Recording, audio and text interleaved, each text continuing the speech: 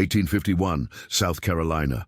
On the Caldwell Plantation, everyone kept whispering the same sentence. Mercy is sick. Mercy is weak. Mercy won't survive another winter. But the truly terrifying part was this. It wasn't that she believed it. It was that they did. Because when people think you're helpless, they stop watching you.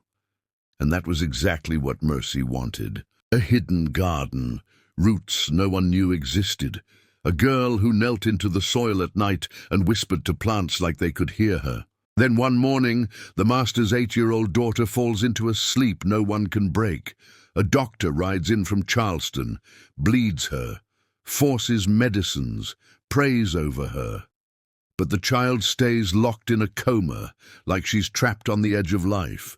Panic spreads through the big house, and one name begins to circulate. Mercy. So here's the question. When a slave says healing, what does the master hear? Miracle or witchcraft? Don't leave, because the weakness they mocked is about to become the sharpest weapon on this plantation. And by the end of this story, you'll be asking one thing. Who really saved who? Master Thomas Caldwell owned Caldwell Plantation, 1,800 acres of rice fields stretching along the Carolina lowlands. He was a third-generation planter, proud of his family name, obsessed with maintaining his status among the Charleston elite. He owned 89 enslaved people, and he ran his plantation with brutal efficiency. Every slave had a value, a purpose, a measurable contribution to his wealth. Except Mercy. Mercy had been born weak, or so they said. Her mother, brought from West Africa in 1830, died in childbirth after 3 days of labor. The midwife said the baby wouldn't survive the night, too small, too quiet, barely breathing.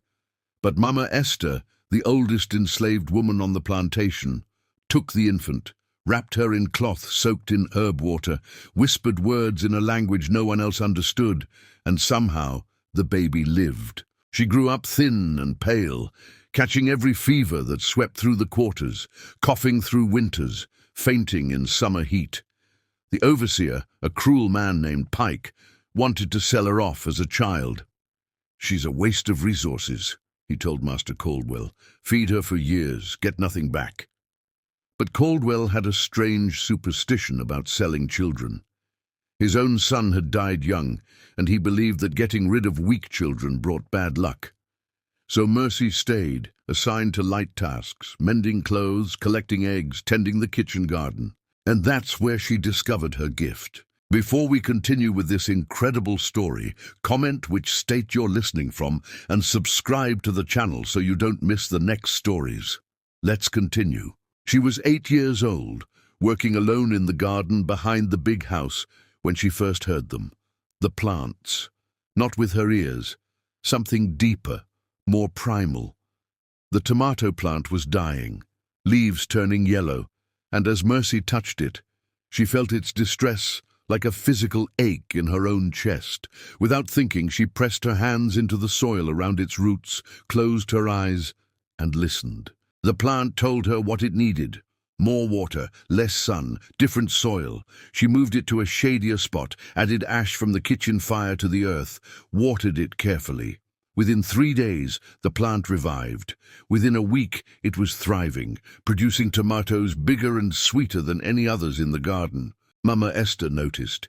She was nearly 70 years old, born in the Yoruba lands, brought to America as a teenager.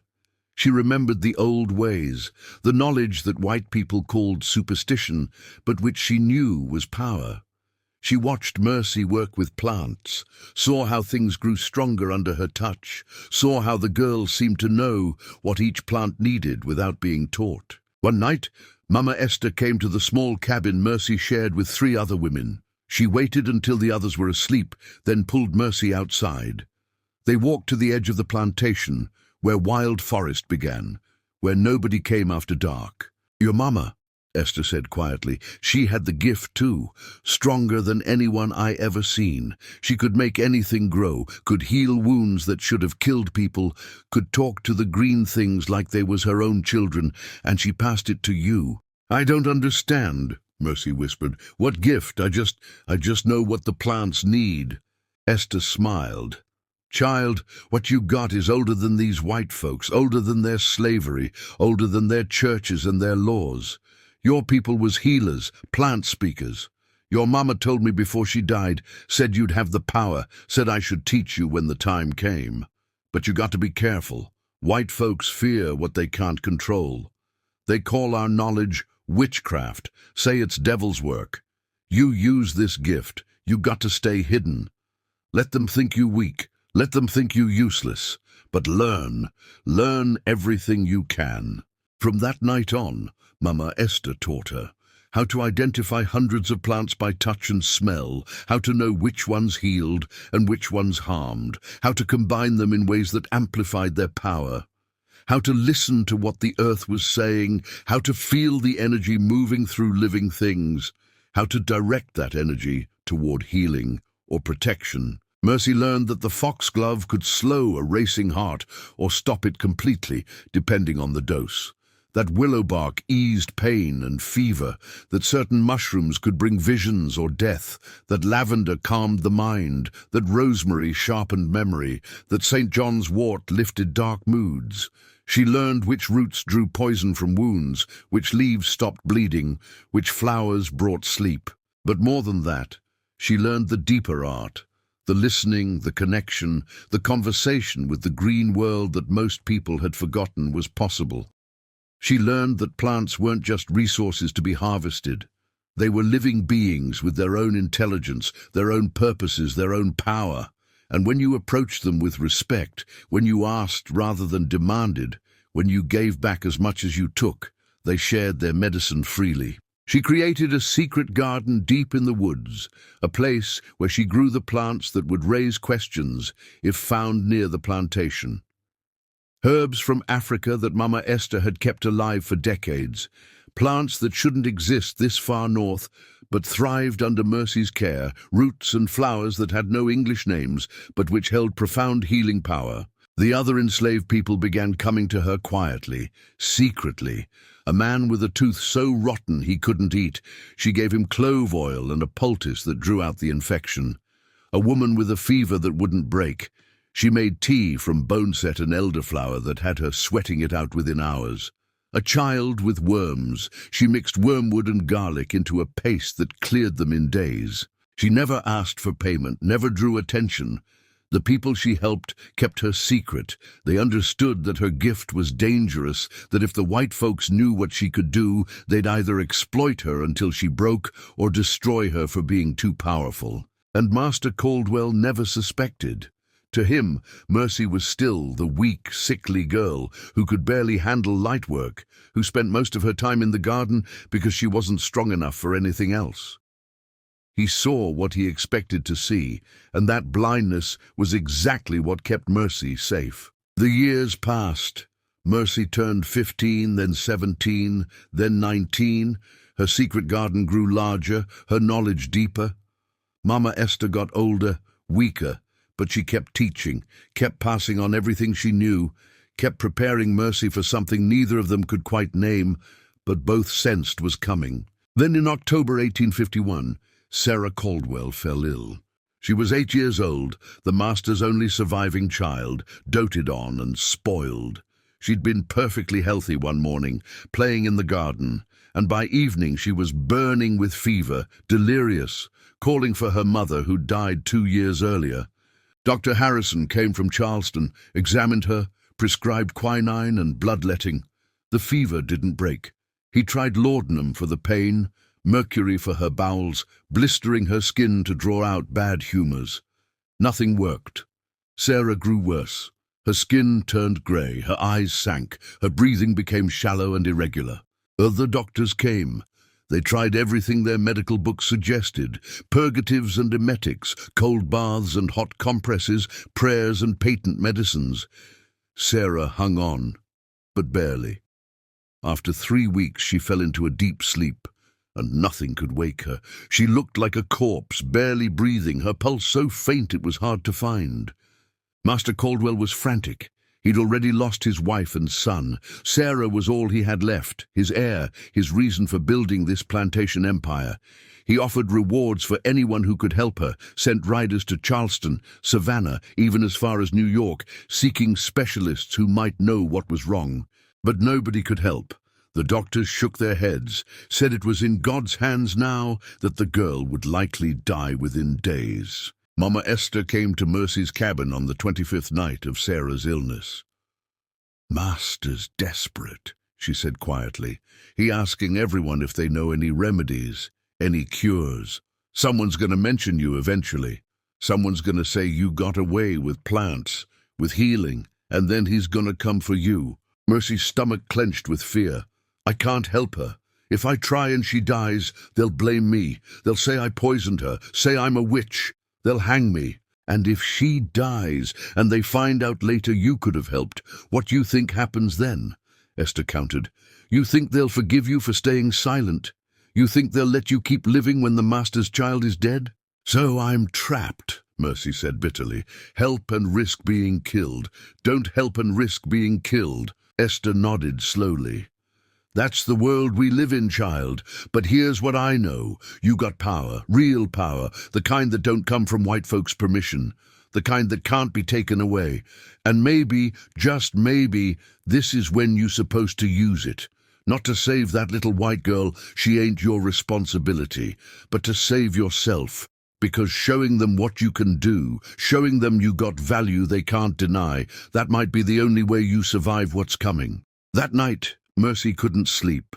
She lay in her narrow bed, listening to the other women breathe, thinking about Sarah Caldwell dying in the big house, thinking about what would happen if she tried to help and failed, thinking about what would happen if she didn't try at all. Just before dawn, she made her decision. She rose quietly, dressed, and went to her secret garden. She gathered what she needed: willow bark for fever, passion flower for sleep disorders, hawthorn for the heart, and something else.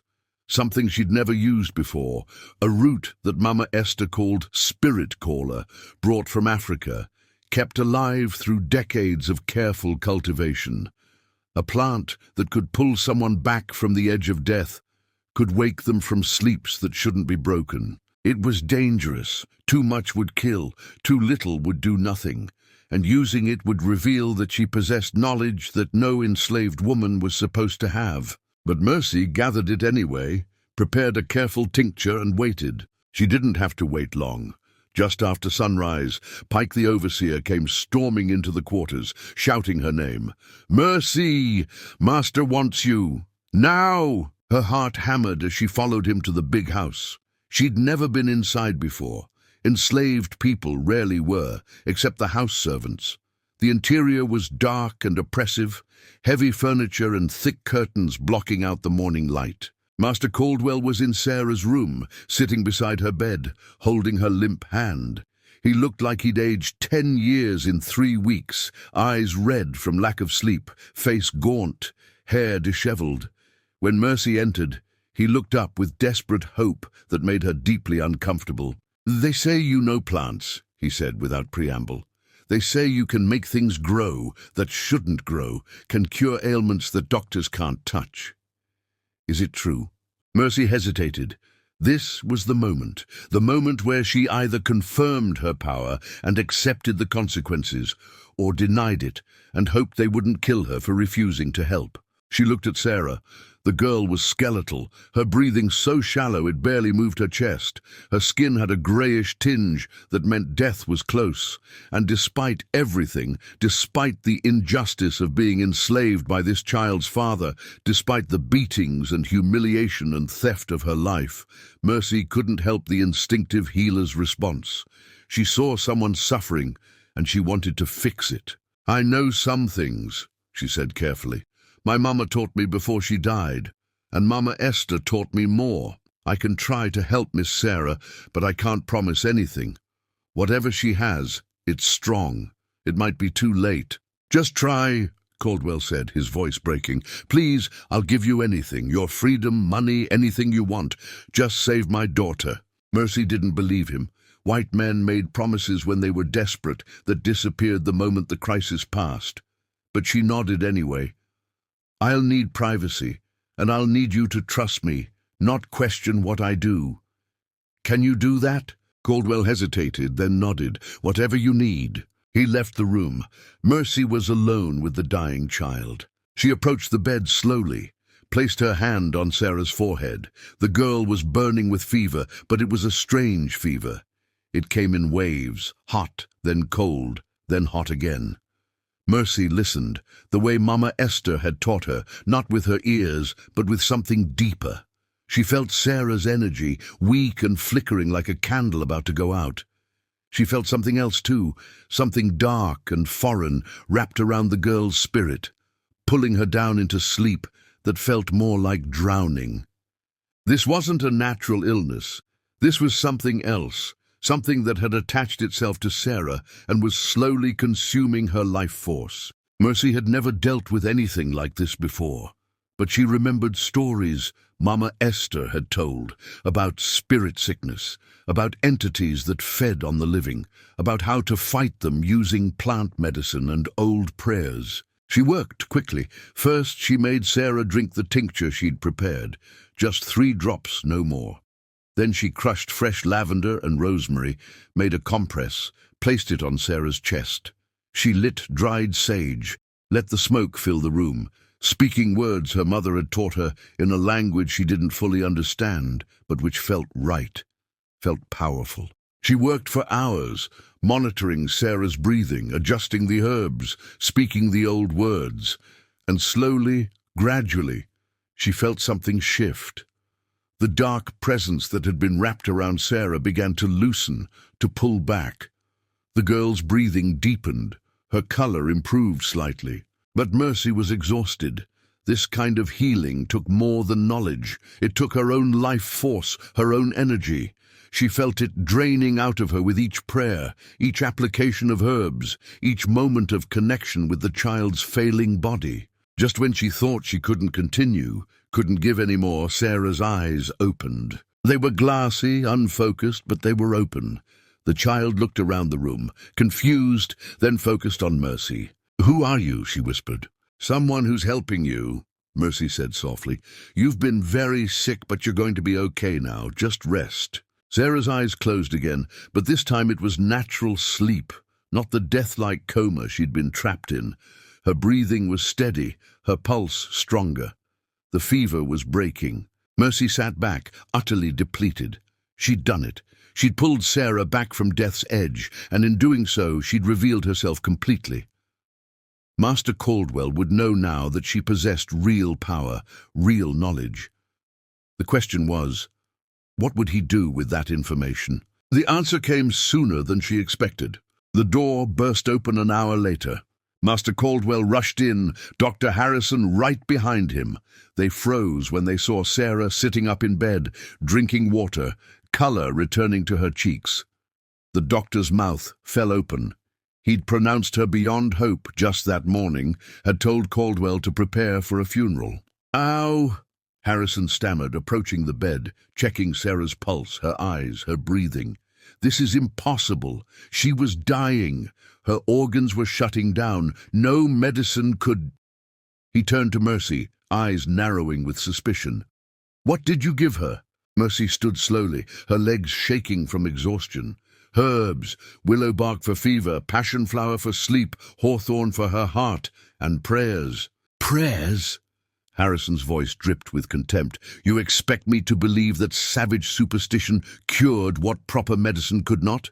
"I don't expect you to believe anything," Mercy said quietly, "but Miss Sarah is awake. That's what matters." Caldwell wasn't listening to their exchange. He was at his daughter's bedside, tears streaming down his face, holding her hand like he'd never let go. "Sarah, baby, you're back. You're really back." "I'm tired, Papa," Sarah said weakly, "and hungry." "We'll get you anything you want, sweetheart. Anything." He looked at Mercy with an expression she'd never seen on a white man's face when looking at an enslaved person. Genuine gratitude mixed with something else. Fear, maybe. Or awe. "You saved her. You brought her back when everyone else failed." She needs rest, Mercy said, avoiding his gaze. And she should eat light foods for a few days, broth, soft bread. Her body is still weak. Dr. Harrison was examining the herbs Mercy had used, his face growing darker. These plants, some of them aren't even native to this region. Where did you get them? How do you know their properties? Danger. Mercy felt it like ice water down her spine. The doctor's tone had shifted from surprise to accusation. She'd seen this before, heard stories from Mama Esther about healers who'd been accused of witchcraft, burned or hanged for possessing knowledge that threatened white authority. My mother taught me, she said carefully. Before she died, she knew plants, and Mama Esther taught me more. It's just old knowledge, nothing more. Old knowledge, Harrison repeated, his voice sharp. Or old devilry. Thomas, you need to understand what happened here. This girl didn't use proper medicine. She used African witchcraft, heathen rituals, possibly communing with dark spirits. She saved my daughter, Caldwell roared, his gratitude evaporating into rage directed at the doctor. While you bled her and poisoned her with mercury, while you stood there saying nothing could be done, this woman healed her. I don't care if she danced naked under the full moon, chanting in tongues. My daughter is alive. Harrison stepped back, affronted. I'm trying to warn you. If word gets out that you allowed a slave to practice witchcraft in your house, that you permitted African sorcery, the church will come, the law will come. They'll take your property, destroy your reputation. Get out, Caldwell said coldly. Get out of my house, send your bill, I'll pay it, but I never want to see your face again. The doctor left, slamming the door behind him. Caldwell turned back to Mercy, his expression unreadable. For a long moment he just stared at her, and she stared back, waiting for the verdict that would determine whether she lived or died. You're going to teach me, he said finally. Everything you know about plants, about healing, I want you to write it down, create a record. That knowledge is valuable, more valuable than I realized, and it belongs to me now. There it was, the ownership assertion, the reminder that no matter what she'd accomplished, she was still property. Her knowledge, her gift, her very self, all of it claimed by the man who'd bought her mother, who owned her body, who now wanted to own her mind and spirit too. But Mercy was too exhausted to fight, too drained to argue. She nodded mutely. Good, Caldwell said. You'll move into the house. I'm assigning you to care for Sarah full-time until she's completely recovered. After that, we'll see. I keep my promises. You saved her life, so I'll give you advantages. Better food, better quarters, lighter work. But you'll share your knowledge, understood? Yes, master, Mercy whispered. He dismissed her with a wave. She left Sarah's room, walked through the big house on trembling legs, emerged into the bright afternoon sunlight that seemed too cheerful for how she felt. She'd won and lost simultaneously. Saved Sarah's life, but exposed her gift, gained privileges, but deepened her enslavement. Mama Esther was waiting outside the quarters, her ancient face creased with worry. When she saw Mercy, relief washed over her features. You're alive. Thank God. I heard shouting, thought maybe. The girl lived, Mercy said flatly. I healed her, and now Master wants to own my knowledge, wants me to teach him everything, write it all down so he can claim it. Esther's expression hardened. Of course he does. That's what they do. They take and call it ownership. But listen to me, child. You can't give him everything. Some knowledge is too sacred to share with those who'd use it for wrong purposes. Some things you got to keep hidden, even when they demand it. How? Mercy asked desperately. He owns me. If he orders me to tell him something, how do I refuse? You don't refuse directly, Esther said. You teach him what he can understand, the surface knowledge, the basic herb lore. But the deeper things, the spirit work, the connection with the green world, the old prayers, those things can't be taught to someone without the gift anyway. He can write down words, but they won't work for him. The plants won't listen to him the way they listen to you. Mercy absorbed this, felt a small measure of control returning. Esther was right. Caldwell could force her to share information, but he couldn't force the plants to respond to him. He couldn't make the ancestors speak to him. He couldn't take what was fundamentally hers by blood and spirit. That night, Mercy moved into the big house. She was given a small room near the kitchen, better than the slave quarters, but still clearly marked as servant space. She lay on an actual bed with a mattress and blanket, staring at the ceiling, trying to process everything that had happened. She'd crossed a threshold. There was no going back to invisibility now, no returning to the safety of being underestimated. Everyone would watch her differently, would know she possessed power, would expect miracles, and that attention was dangerous in ways she was only beginning to understand. But she'd also tasted something she'd never experienced before. Recognition. For 19 years, she'd been dismissed as worthless, as weak, as barely worth keeping alive. And today, she'd proved them wrong. She'd done something no white doctor could do. She'd demonstrated value that couldn't be denied.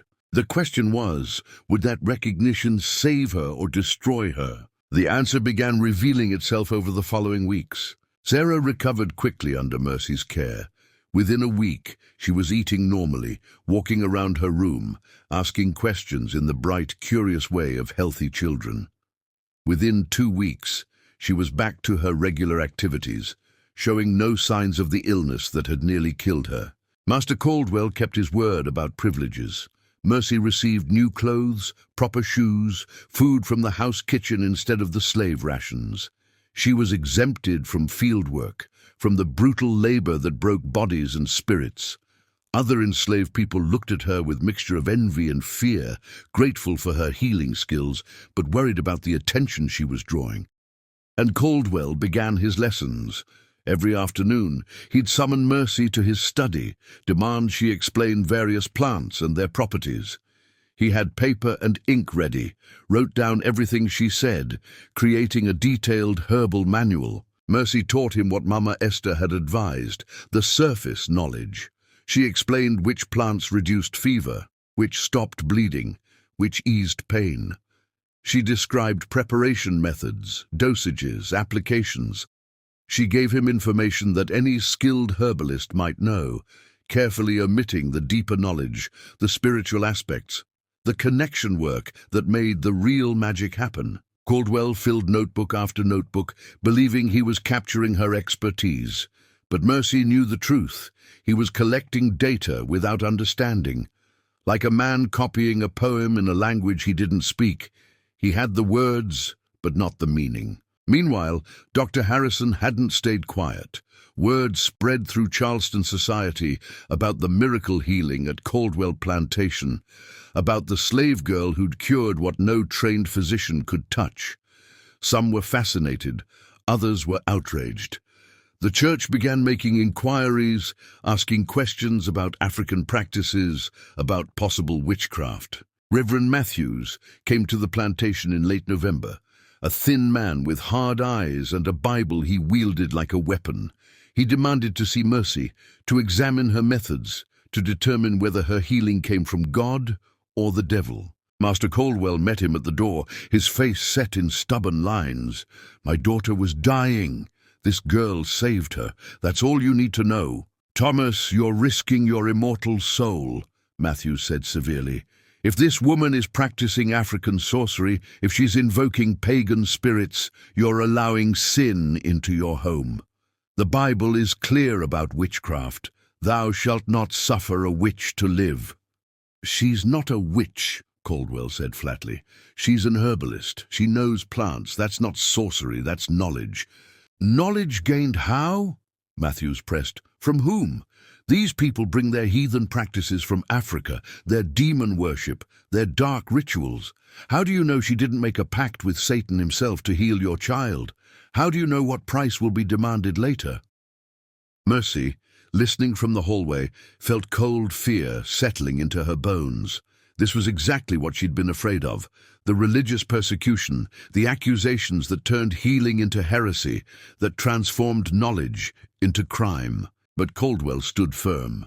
"Get off my property, Reverend. My daughter is alive and well. That's miracle enough for me. I don't need your judgment or your fear." Matthews left, but his expression promised this wasn't over. And true to that promise, the whispers grew louder. Other plantation owners asked Caldwell about his witch slave. People in Charleston debated whether healing with African methods was acceptable or abominable. The church began organizing, building a case for intervention. Mama Esther pulled Mercy aside one December evening, her face grave. "You need to be ready," she said quietly. "They're coming for you. Maybe not today, maybe not tomorrow, but soon. And when they come, Master Caldwell won't be able to protect you. His power only goes so far. The church, the law, the fear of white people who think we're dangerous, that's stronger than one man's gratitude."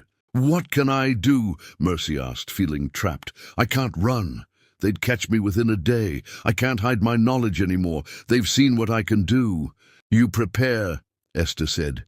"You learn everything I got left to teach you, and you remember something important, power that comes from the earth, from the ancestors, from the old ways, that can't be taken by force. They can kill your body, but they can't touch what's inside you, what you carry in your blood. And if the worst happens, you make sure that knowledge survives. You pass it on before they silence you." The words felt like prophecy, like warning of an inevitable end. But they also felt like challenge, to preserve, to protect, to ensure that what she carried would outlive any attempt to destroy it. That night, Mercy began writing her own book, not the one Caldwell was creating with his surface knowledge and clinical descriptions, but a true record. She wrote in the margins of the pages he'd discarded, in spaces he couldn't see. She wrote in the old language her mother had taught her, words that white people couldn't read, that carried meanings beyond their literal translations. She wrote about the spirit of plants, about how to listen to their voices, about the prayers that opened doorways between worlds. She wrote about her mother, about Mama Esther, about the lineage of knowledge that connected her to ancestors who'd walked in Africa centuries ago. She wrote about the connection between healing and resistance, about how keeping people alive was an act of rebellion against a system designed to work them to death. And she hid these writings carefully, in places where Caldwell would never think to look. Sarah, meanwhile, had become attached to Mercy in the way children do with people who've saved them. She followed her around, asked questions, wanted to learn about plants too. And Mercy found herself in an impossible position. This white child, daughter of her enslaver, was genuinely curious, genuinely kind. Sarah didn't see race or status. She just saw someone interesting, someone who knew things, someone who'd pulled her back from darkness. "Why do plants work?" Sarah asked one afternoon while Mercy was tending the garden. "How do they know what to heal?" Mercy paused, considering how to answer. "They're alive like us. They want to survive, want to thrive. And when you treat them with respect, when you work with them instead of just taking from them, they share their medicine." "Can you teach me?" Sarah asked. "I want to learn what you know." It was a dangerous request. Teaching a white child, especially the master's daughter, could be seen as overstepping, as trying to influence or corrupt. But Mercy saw opportunity too. If Sarah learned, if she understood the value and sacredness of this knowledge, maybe she'd protect it, preserve it, carry it forward in ways that Mercy herself might not be able to. "I can teach you some things," Mercy said carefully, "but you have to understand, this knowledge is sacred.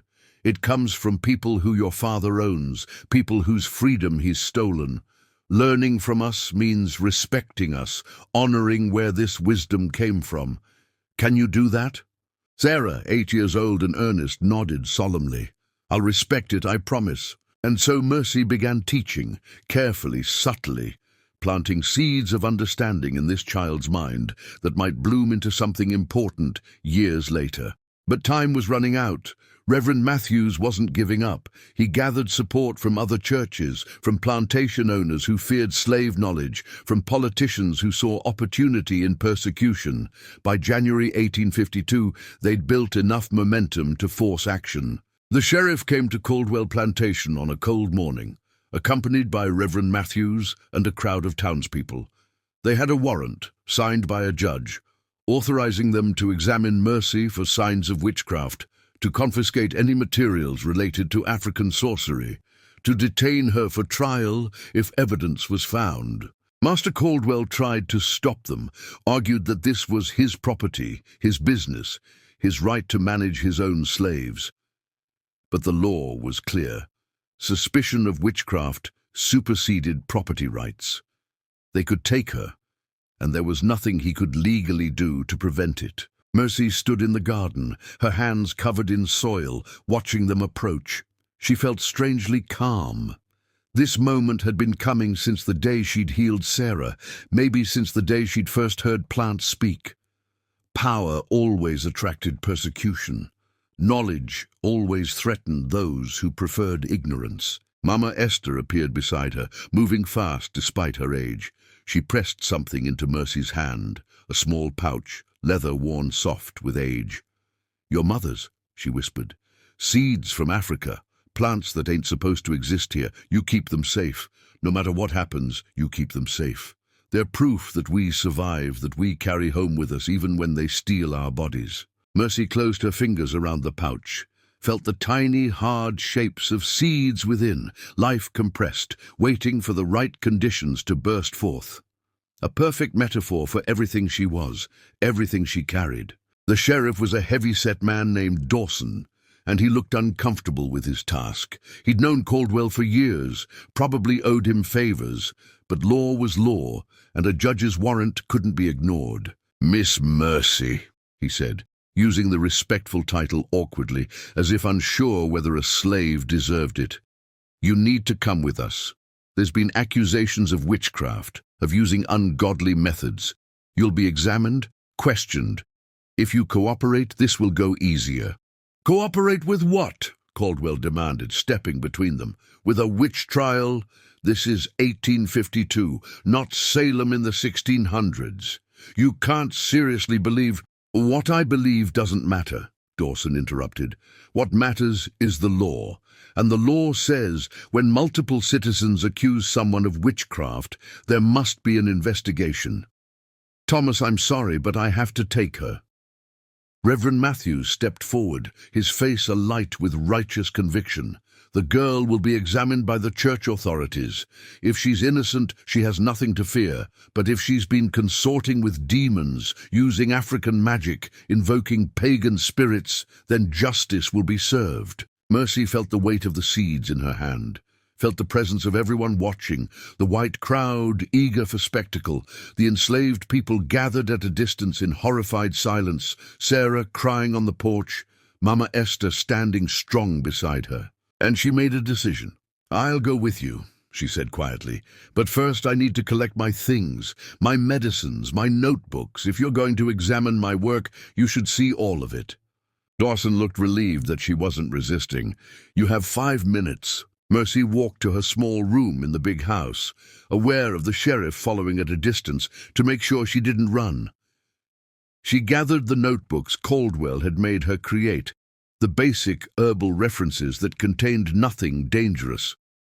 She also grabbed a small bag where she kept her real tools, the spirit caller root, the African herbs, the writings in the old language. But most importantly, she slipped the seed pouch into a hidden pocket she'd sewn into her dress.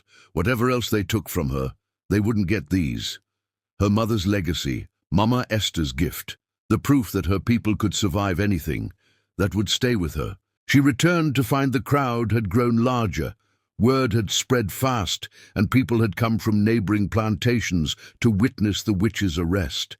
Among them, Mercy spotted other enslaved people, their faces carefully neutral, but their eyes carrying messages of support, of fear, of shared understanding.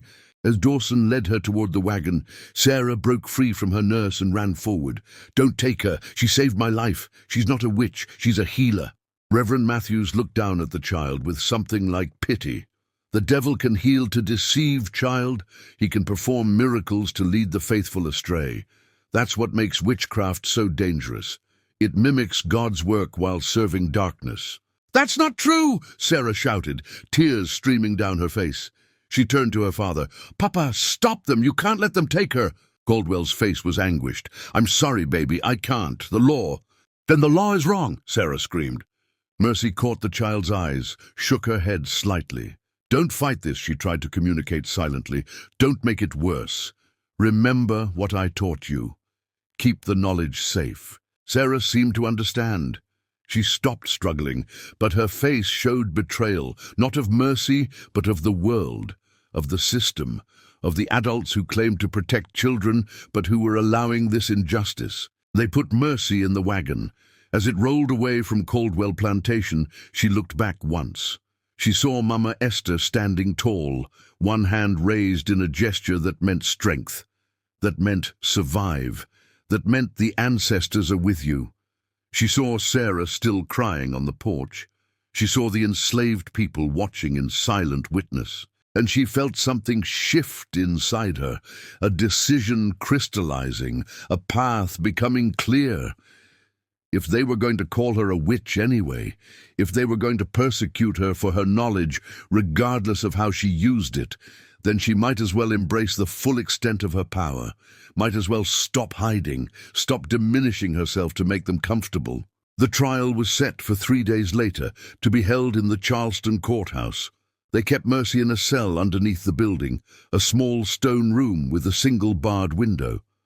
They didn't chain her. She wasn't considered dangerous physically, but they watched her constantly, made sure she couldn't perform any rituals or summon demons. She spent those 3 days in meditation, in connection with the plants that grew outside her window, with the seeds hidden in her dress, with the knowledge that lived in her blood and bones.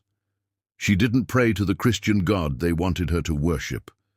She prayed to her ancestors, to the spirits of the green world, to the old powers that had sustained her people through capture and slavery and all the horrors in between. And on the morning of the trial, something extraordinary happened. Plants began growing through the floor of her cell. It started as a tiny crack in the stone, barely visible. Then a shoot emerged, green and vital, growing with impossible speed. Within an hour, vines covered the walls, flowers bloomed in the corners, roots pushed through the foundation. The guards noticed, tried to pull them out, but they grew back faster, stronger.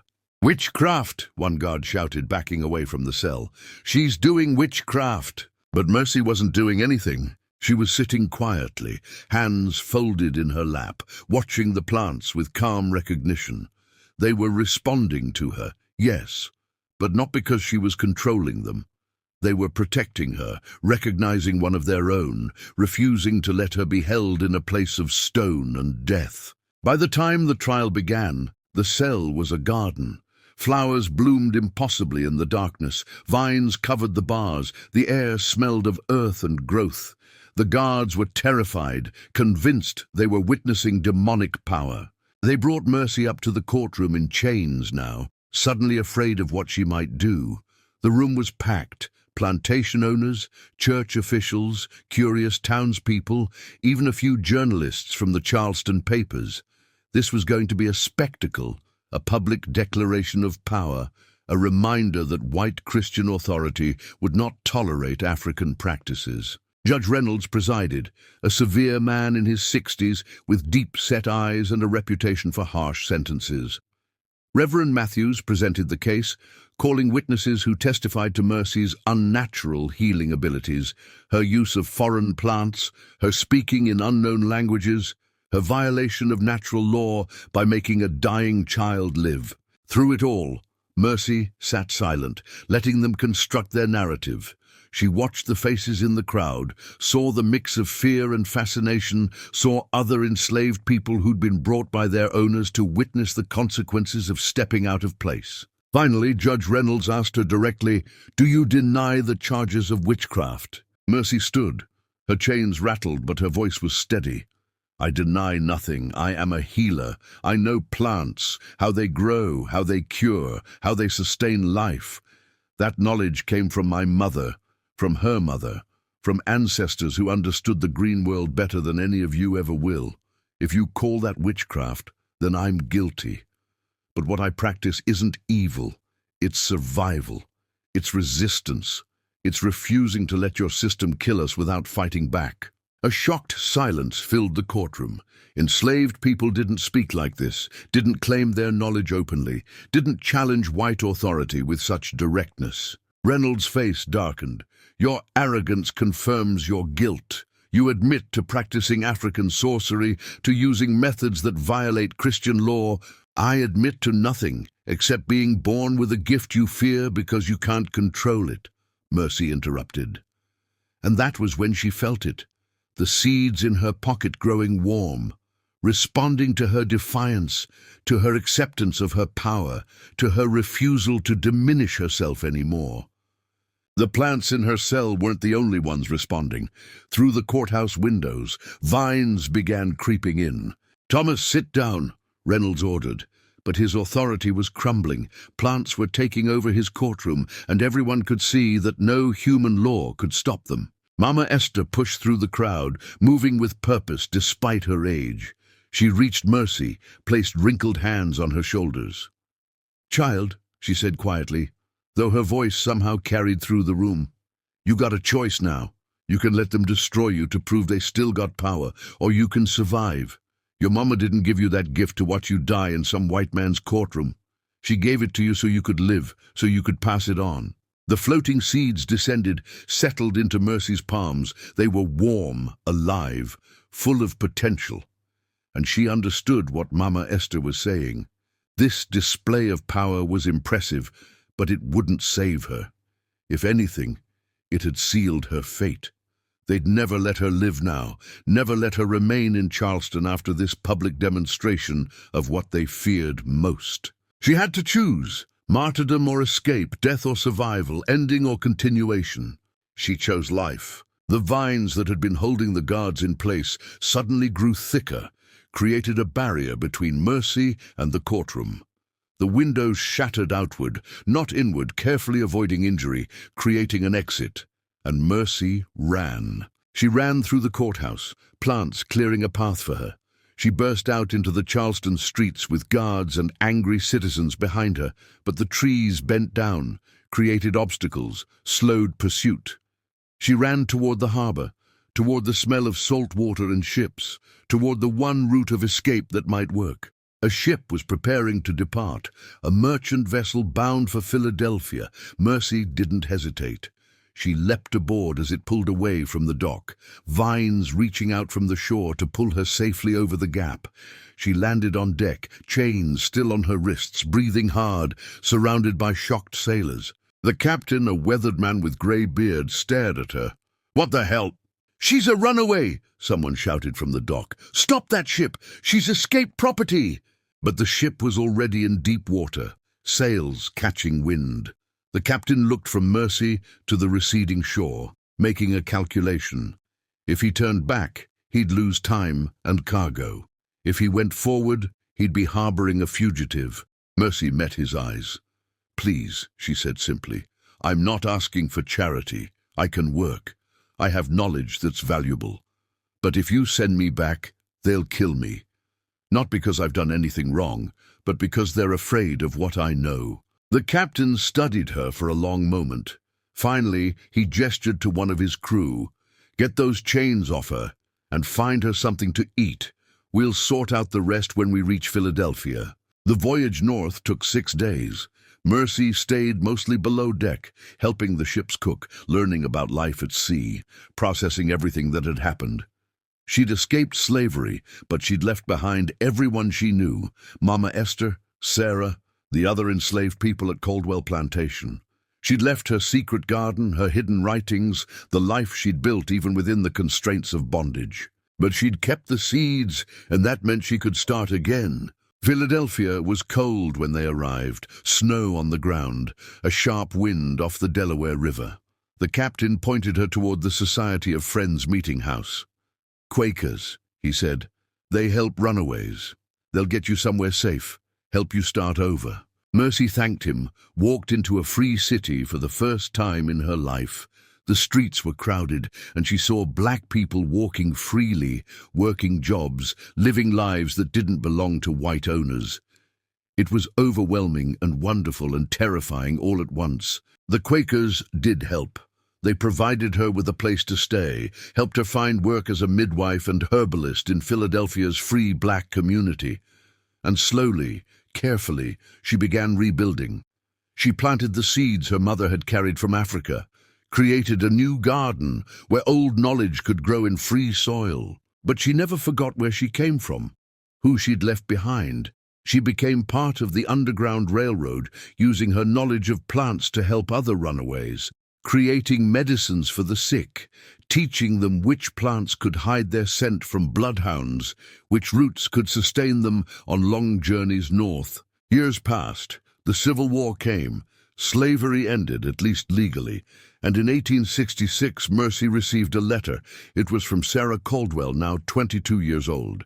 Dear Mercy, I don't know if this letter will reach you, but I had to try. Father died 2 years ago. The plantation is mine now, and I've freed everyone who remained. I've been trying to find you ever since, to tell you something important. After you left, I found your writings, the real ones, hidden in the margins, written in the language I couldn't read. I kept them safe through the war, through everything, and I had them translated. I learned what you were trying to preserve. You taught me that knowledge is sacred, that it comes from people who deserve respect and honor.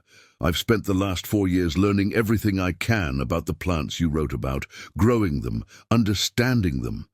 Not to own that knowledge, but to protect it, to make sure it survives. I'm creating a school, a place where formerly enslaved healers can teach their methods, where the knowledge you and Mama Esther carried can be documented and preserved with the respect it deserves, where African plant medicine isn't called witchcraft, but recognized as the sophisticated healing tradition it is. I'm asking if you'd come back, not to Charleston, I know you could never live there again, but to help teach, to guide this project, to make sure we do it right. You saved my life twice. Once from illness, once from ignorance. Let me try to repay that debt by helping preserve what you almost died protecting. With deepest respect and gratitude, Sarah. Mercy read the letter 3 times, tears streaming down her face. She looked at her garden in Philadelphia, at the plants that had grown from her mother's seeds, at the life she'd built from nothing but knowledge and determination. And she wrote back, yes. She returned south in 1867. Not as property, but as a teacher, a founder, a guardian of knowledge that had survived slavery and persecution and attempts to destroy it. The school Sarah created became a center for traditional healing, a place where formerly enslaved herbalists could share their expertise, where African plant medicine was documented and honored. Mercy spent the next 30 years teaching, writing, preserving.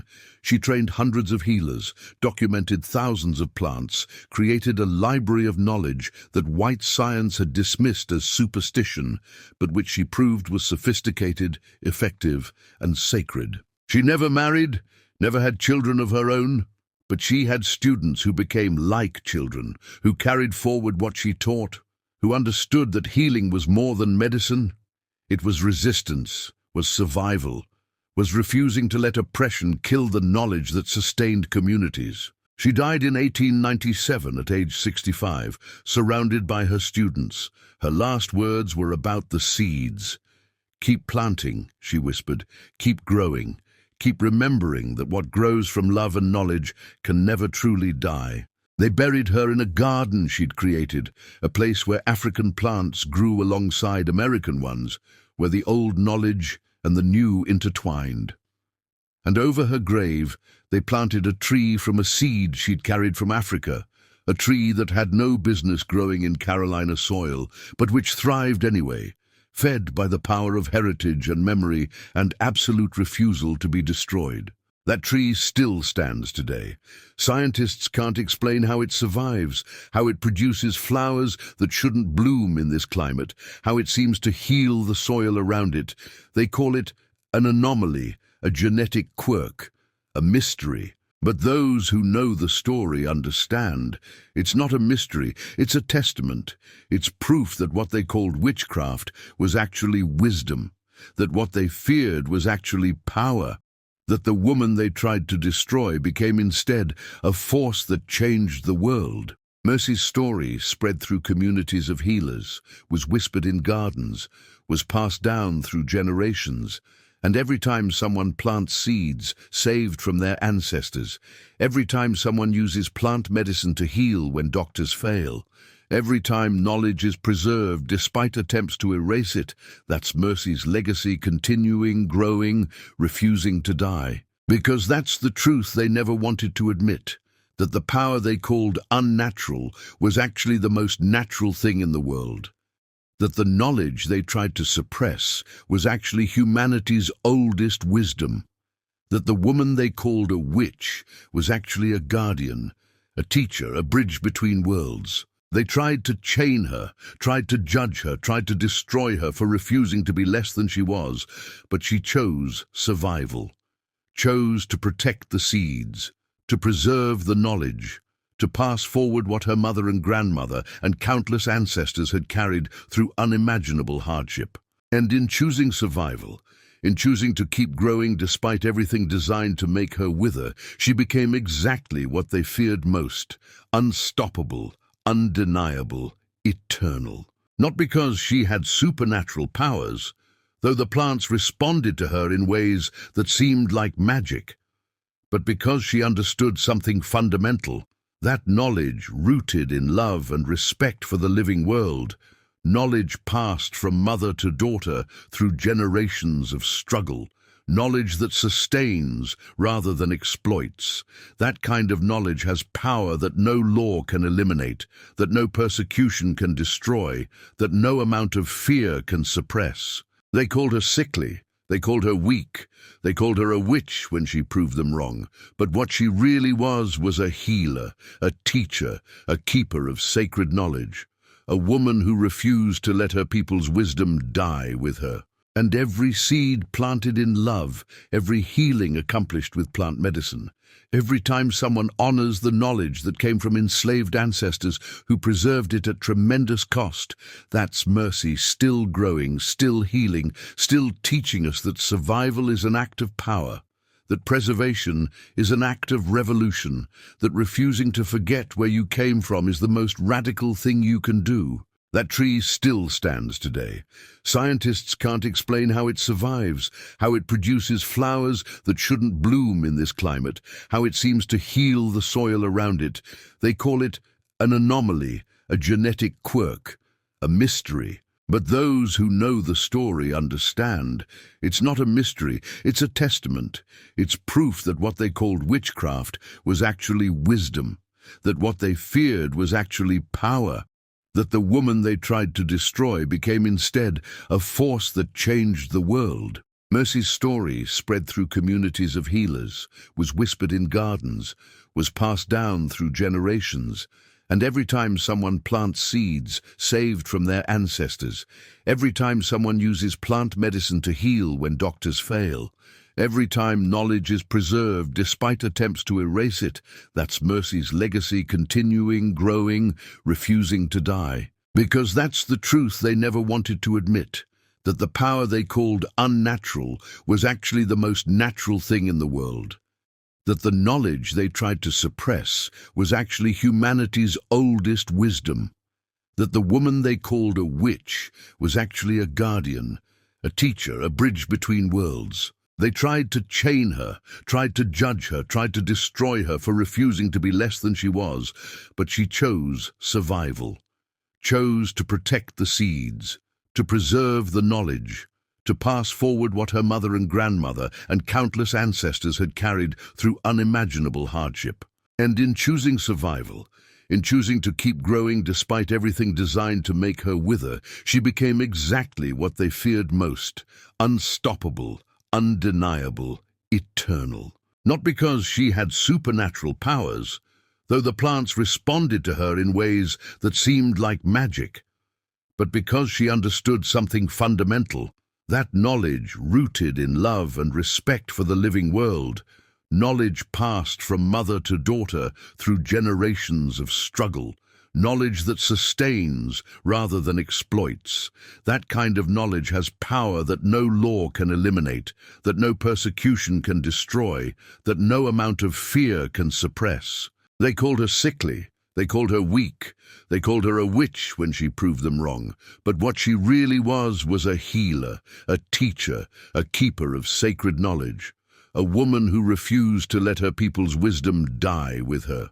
And every seed planted in love, every healing accomplished with plant medicine, every time someone honors the knowledge that came from enslaved ancestors who preserved it at tremendous cost, that's mercy still growing, still healing, still teaching us that survival is an act of power, that preservation is an act of revolution, that refusing to forget where you came from is the most radical thing you can do.